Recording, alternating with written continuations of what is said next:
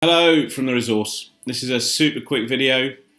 Just wanted to share a couple of things quickly that I'm thinking about. I've used the word quick twice. I'm no good at this, but I'm going to press on anyway.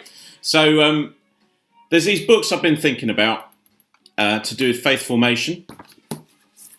One is fairly recent, Faith Formation in a Secular Age by Andrew Root, which just came out, I think the end of last year, was it? Or maybe it was this year. Yeah, last year. And also, at a similar time, Faith Generation from my mate Nick Shepherd. There it is. And both these books have in their title Faith. And this seems to be something that people are anxious about. Will Our Children Have Faith was a book by a guy called John Westerhoff back in the 1970s. There is an anxiousness about our children and growing up in faith and whether or not they're going to have faith. Have we passed on faith? Is that what's going on?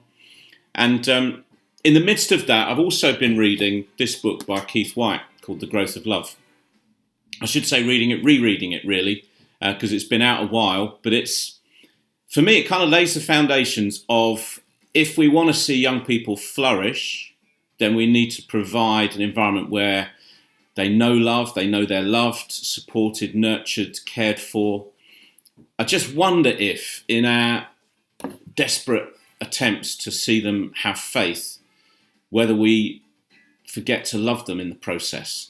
Are they being loved into being who God's called them to be, or are we focused on what their faith needs to look like in terms of their theology, their practices? All of that surely comes out of a place of being loved by God, knowing that you're loved and loving Him back, and giving yourself to Him in love. And I think because our society has grabbed that word love and turned it into all kinds of things that is just part of the picture, whether it's romantic love or sentimental love. We've just had the royal wedding where love was celebrated. We had a fantastic preach about love. But on social media, there are a bunch of Christians on both sides, some criticising it for what it was saying about love and not sharing the full gospel. Others were saying how great it was and we need more of it. Some were saying, but this guy's a liberal and therefore we shouldn't listen to him. I was just a bit surprised that, here's this guy talking about love at somebody's wedding, and the best Christians can do seems to be critiquing it and pulling it apart, and, it was like Marmite.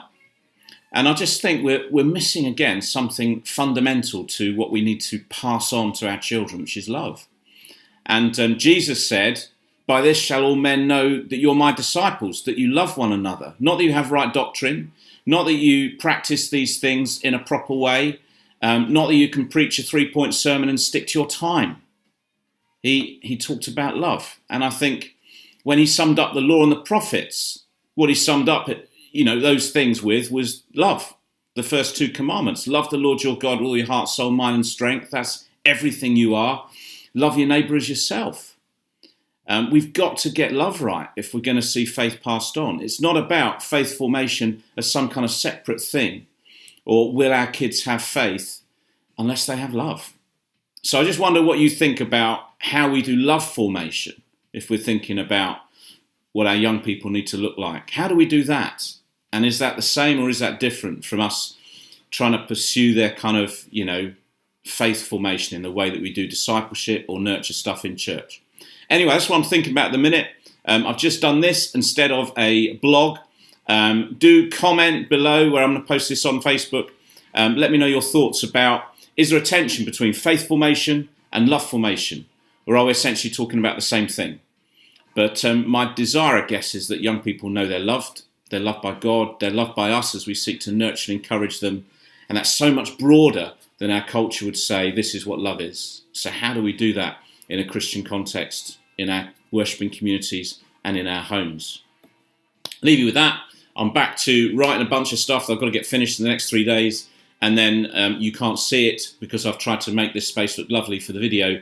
But over there's a load of boxes getting ready for us moving. If you didn't know that, we're moving house in like 3 days.